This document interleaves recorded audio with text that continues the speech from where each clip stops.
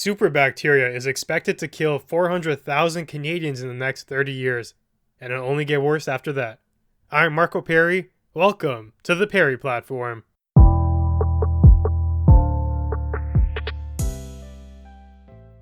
What if I told you that climate change was not the only thing you had to worry about in the next couple decades? In fact, there's another thing that might pose an even more immediate threat to you personally. That is, superbugs or superbacteria. It's estimated that they are likely to kill 400,000 Canadians over the next 30 years, and that's according to CBC. So let's start by going over what exactly superbugs are. If you ever watched Dragon Ball Z, just imagine a piece of E. coli going Super Saiyan. It's pretty similar. So back in the day, bacteria was one of humanity's greatest threats. Getting a wound, no matter the size, presented the risk of death due to infection. These bacteria are microscopic organisms, and they could multiply once inside you and shut down critical bodily functions. This was a big thing that plagued humanity for hundreds of thousands of years. Then one day, we discovered antibodies. These were used to kill bacteria. Not all of it though, but most of it. It allowed you to heal, and it allowed bacteria to be squashed. But humanity became addicted to these antibodies, and we started to use them in everything. For small problems that could have healed on their own, here are some antibodies. For your livestock and your cattle, here are some antibodies. Antibodies are in everything. From the food you eat to the medication you consume, there's no escaping it. The fact about bacteria, though, is that it's a living organism. That means it has the ability to adapt and evolve over time. Selective breeding, Darwinism, we played a part in that. All the weak bacteria was weeded out. 99.9% of them died, but that 0.1%, it survived, and it reproduced. Whatever kept that piece of bacteria from being wiped out was passed along onto the next generation. And the process repeated and repeated until now we're faced with the threat of a superbacteria because it's immune to antibodies. It's grown resistance from generations and generations of multiplying. Now you can't hurt them anymore. That's pretty scary. It's pretty similar to fighting a monster and realizing that the weapon you hold is not effective anymore. They just laugh at you when you try to use it against them. This is especially troublesome when we consider the fact that we have yet to find ways to make stronger antibodies. So the bacteria got stronger, but our bacteria weapons, the antibodies themselves, have remained stagnant. We are probably looking pretty vulnerable right about now. It seems like the cycle has come full circle. History is repeating itself. Before, a minor cut would present a great threat to us due to the risk of infection. Then we had a grace period of say 100 to 150 years, where a cut wasn't so much of a big deal. We don't even have to think about it. A wound, something light. Here's some medication, you'll be fine. Your body's going to be resilient, but going to the future, maybe the day will come again where a cut is essentially a death guarantee. We aren't there quite yet, but based on projections, 400,000 Canadians are projected to die at the hands of these superbacteria in the coming decades. The article points out that already 26% of bacterial infections are resistant to treatment. That is, before it used to be 0%, but now almost a quarter of these infections are becoming strong, too strong to treat, and by 2050, it will be 40%. That's a worrisome prediction.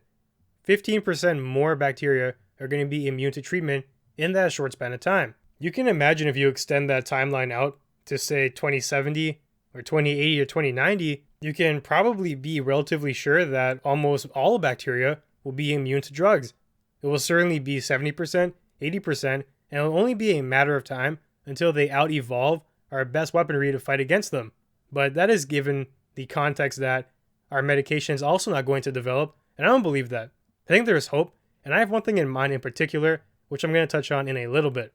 But before that, one of the members on a panel tasked with gathering this data states that this issue is as big, if not bigger, than climate change. I think that's true. Let it sink in for a second. When we rank all the terrible things that can happen to us in the not so far off future, this must be pretty high near the top.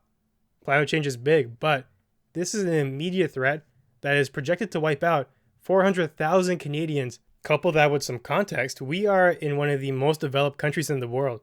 Imagine how worse off some other places are going to be. The death toll is going to be astronomical if nothing happens to stop this. Just a couple hundred years ago, we saw what that looked like. living in a world where bacteria runs rampant. Mortality rates go through the roof, especially among the most vulnerable in our society, children and the elderly. When children start dying off at unprecedented rates, that means less people are going to be born, and population itself is going to take a hit. And the elderly are also very vulnerable too, and right now, there's a lot of them. The baby boomers, that makes up a large chunk of the population in Canada and in lots of places around the world. The people with the best shot at surviving are going to be those who are young and fit, but even in that context, it's still highly likely that you can just die by getting a cut because you can't treat the infection anymore. The article also makes a point that in the future, tourism might become an endangered hobby. Traveling around the world and spreading bacteria from one place to another when we can't treat it is not a good idea. Especially if there's an outbreak in a certain part of the world, you're going to want to quarantine that. Imagine now that you can't leave Canada anymore, or people from other countries can't come into Canada anymore due to these health concerns. These are all very real possibilities, and it's shocking to me that these kind of conversations are not being held more often in the mass media. Society itself is really to blame for speeding up this process because too much of a good thing is bad, and we haven't realized that yet. We've abused antibodies in every which way possible, even when they were not needed. An investigation by the Canadian press pointed out that Canada also hasn't done much to address this threat either. There is no action plan or even any dialogue going on right now at the highest levels of government. That's pretty surprising given that even if they didn't care about the lives that stand to be lost, which I'm sure they do, the estimated $400 billion GDP impact that will occur because of that, that's got to get them thinking, and it should get them moving. The impact isn't just because we're going to need to spend tremendously more on healthcare, but GDP is affected when people die. If that many of your citizens just wipe out one day, yeah, the GDP is going to fall. The country's going to be less productive, and it's not good for anybody. Now, after saying all of this, I hope that nobody finds it as an excuse to turn to things like naturopathy, who refuse antibodies, they refuse vaccines too, and all science, and they resort to more natural things like rubbing your face in the dirt and eating a chicken feather to cure all your illnesses. There are two extremes here. That's one of them, naturopathy, where you refuse all aspects of science and you don't want to touch it. Then there's the other side, where you abuse things like antibodies nonstop. There's a middle ground here, and the answer is not naturopathy. The answer is you have resources that are developed by science, but you use them wisely. If you are facing a life-threatening condition and you need the antibodies to survive, of course, but you don't take them for a common cold or the flu or things that would naturally heal themselves. You also don't stuff it into your livestock so everyone eats that and the antibodies compound. Unfortunately, that's what we've been doing, and that's where science goes wrong. We need to dial it back a little bit. So what answers do we have right now? The obvious ones are the ones I just mentioned. You cut back antibody use dramatically. We cannot go on with the current trends we are using right now. We don't want to make the already superbugs even more super. We will do that by using more antibodies. They're already immune. How much more immune do you want to make them? And the ones that aren't yet immune are going to become so. You keep killing the weak and leaving the strong to survive and breed. That's going to compound over time. Stop feeding livestock drugs by the handful. It's not needed. Stop prescribing antibodies for minor illnesses that would be healed on their own. So much basic things that could have helped us in the past, but it may already be too late for those. But luckily, as I alluded to before, there is another solution. This mysterious hero is known as a bacteriophage. It's fundamentally a virus, but a very useful one, and after researching it, I'm pretty awestruck by how cool it is. These bacteriophages, or phages for short, they are a natural hunter. They track down and only kill specialized bacterias. Up to 40% of the bacteria in the ocean are killed by bacteriophages every day. So these phages come in multiple forms, and they typically evolve to combat a certain type of bacteria. One phage might specialize in bacteria A, and it won't attack bacteria B, but another one might. They've all basically got a job. Now what they do, like other viruses, is they latch onto the bacteria and they infect it.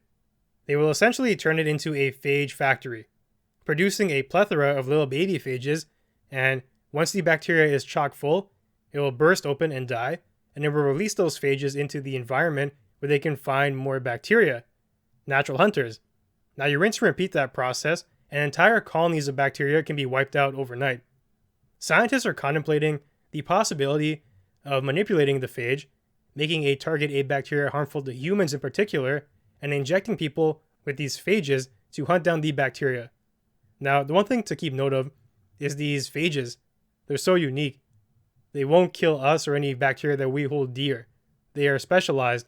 We can have it so they only attack certain things, and they don't go wild and try to start infecting everything. Then when the target bacteria is eliminated, the phages have no more purpose and they'll die out. It's a pretty clever solution to the problem here. Also, there's a question to be asked. Won't the bacteria just develop new defenses against these phages? Well, that's true. But there's one thing to keep in mind too. The phages themselves will also develop and evolve. This is nature's R&D department at work. Phages are viruses that will evolve over time given their environment. If the bacteria get strong at defenses, the phages too will learn and develop a stronger offense. We don't have to do anything. Let nature take care of that for you. Now, this fight between the phages and the bacteria has gone on since basically the beginning of time. It's been a never-ending battle, and they've never really developed to the point where they can affect each other, so it's pretty safe to say that the phages have a long track record of success. But let's say that the bacteria does find a way to develop to the point where phages are no longer effective against them. Then what happens? Here is a natural miracle. Reports indicate that bacteria have to perform a trade-off. To increase their phage resistance, they have to reduce antibiotic resistance. So our two weapons here, phages and antibodies, if the bacteria wants to specialize on one, it becomes weak to the other. There's nothing short of a miracle. We can successfully launch an attack on them, and what they adapt to, we can cycle that out and use our other weapon available to us, whether that is the antibody or the phage, and we can continue that process on, theoretically, for an infinite amount of time. That is until the bacteria develop a way to fight against both of them at the same time. But by that point, hopefully we figured out another answer, or the phages develop themselves into a super offensive weapon. There is hope here, but within that hope, there is a lesson to learn. We need to hold more respect for these processes and not abuse phages or antibodies. Too much of a good thing is bad. We see that here, these super bacteria are really a byproduct of our behavior. The answer for every little thing was antibodies. We started feeding it to our livestock and we'd be consuming it after when we eat that. So it'd be a double dosage of these antibodies everywhere we look. There it is. For the smallest illness, you could go to the doctor and be prescribed them. We didn't hold it with reverence. They're supposed to be almost a last resort. Don't take it unless you need to, because once you do that, you run the risk of basically creating a selective breeding process where only the strongest bacteria are going to survive. And as society, we've let that happen. Now we're facing the projections of the future where it looks like the plague will make a return. The estimates are very shocking, and it's up there.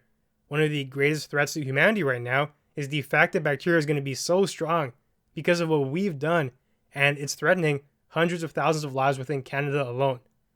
Now extend that across the whole world and into places where their medical staff is even less well equipped. I don't know about you, but I don't want to take a trip back to the Dark Ages. So let's hope that these scientific breakthroughs occur with the phages and whatnot, and let's not repeat the same mistakes we made in the past. So that's about it for today.